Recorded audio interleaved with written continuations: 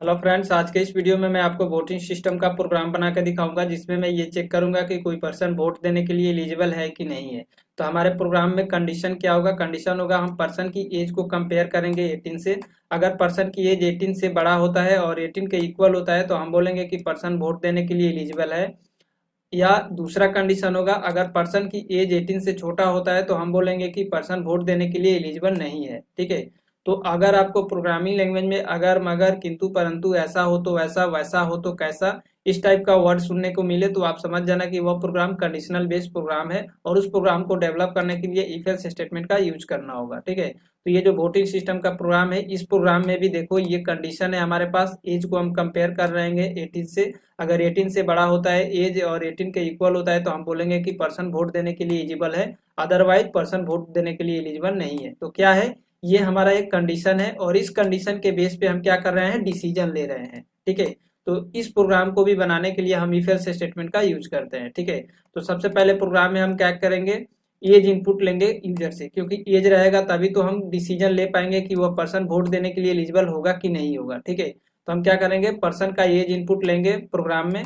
तो सबसे पहले हम यहाँ पे इंटीजर टाइप का एज नाम का एक वेरिएबल्स बनाते हैं।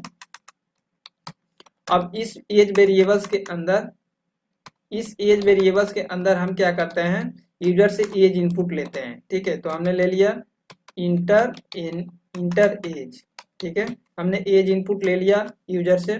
अब इस एज को हम क्या करेंगे, एज वेरिएबल्स के अंदर स्टोर कर लेंगे स्कैनफ फंक्शन की हेल्प से। तो हमने लिखा %d, क्योंकि इंटीजर के लिए हम फॉर्मेट टेस्टिंग %d यूज करते हैं और एज के अंदर स्टोर करना है तो एड्रेस ऑफ एज वेरिएबल्स को हमने लिख लिया। एज के अंदर हमने इनपुट ले लिया पर्सन की एज। अब हम क्या करेंगे, यहाँ पे डिसीजन लेंगे। अगर एज की वैल्यू 18 से बड़ा होता है और 18 के इक्वल होता है तो हम बोलेंगे कि पर्सन वोट देने के लिए एलिजिबल है। तो ये क्या है, ये हमारा एक कंडीशन है और इस कंडीशन के बेस पे ये हमारा डिसीजन है। ठीक है। तो हम इसके लिए यूज करते हैं इफ एल्स स्टेटमेंट।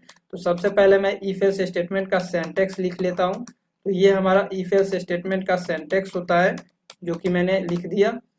अब मैं यहाँ पे कंडीशन डालूंगा इफ के अंदर। कंडीशन क्या है, एज अगर 18 से बड़ा होता है और 18 के इक्वल होता है तो हम बोलेंगे कि पर्सन वोट देने के लिए एलिजिबल है। तो मैं क्या करूंगा, इसी कंडीशन को कॉपी करूंगा और इस इफ के अंदर पेस्ट कर दूंगा। अब मैं यहाँ पे डिसीजन प्रिंट कर लूंगा। डिसीजन हमारा क्या है, पर्सन वोट देने के लिए एलिजिबल है। तो मैं क्या करूंगा, प्रिंटफ फंक्शन में इसको प्रिंट कर लूंगा, इसी मैसेज को हमने यहाँ पे लाया और यहाँ पे पेस्ट कर दिया। ठीक है। सेकंड कंडीशन क्या है, अगर एज 18 से छोटा होता है तो पर्सन क्या होगा, वोट देने के लिए एलिजिबल नहीं होगा। तो मैं क्या करूंगा, इस मैसेज को उठाऊंगा और एल्स के अंदर प्रिंट कर लूंगा।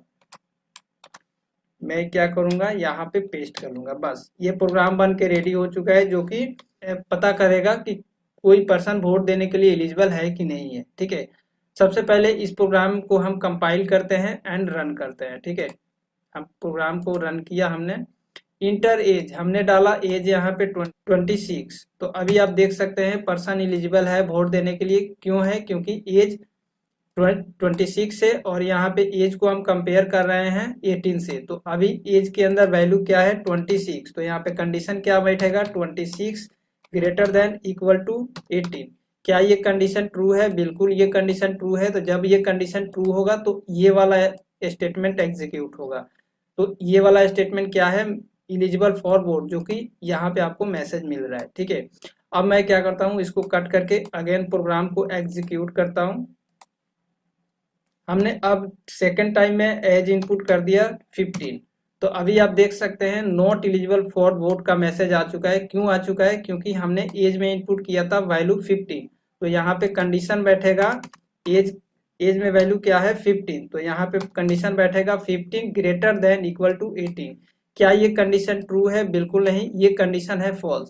तो जब ये कंडीशन फॉल्स होगा तो ये वाला पार्ट एग्जीक्यूट नहीं होगा, कंट्रोल जंप कर जाएगा एल्स पार्ट में और एल्स पार्ट में not eligible for vote message को एग्जीक्यूट कर देगा, जो कि ये आपको रिजल्ट में देखने को मिल रहा है। ठीक है। तो फ्रेंड, ये सिंपल सा प्रोग्राम था वोटिंग सिस्टम का। उम्मीद करता हूँ वीडियो पसंद आया होगा। वीडियो पसंद आया हो तो वीडियो को लाइक कीजिए, शेयर कीजिए। चैनल पे फर्स्ट टाइम आए हैं, चैनल को सब्सक्राइब कर दीजिए।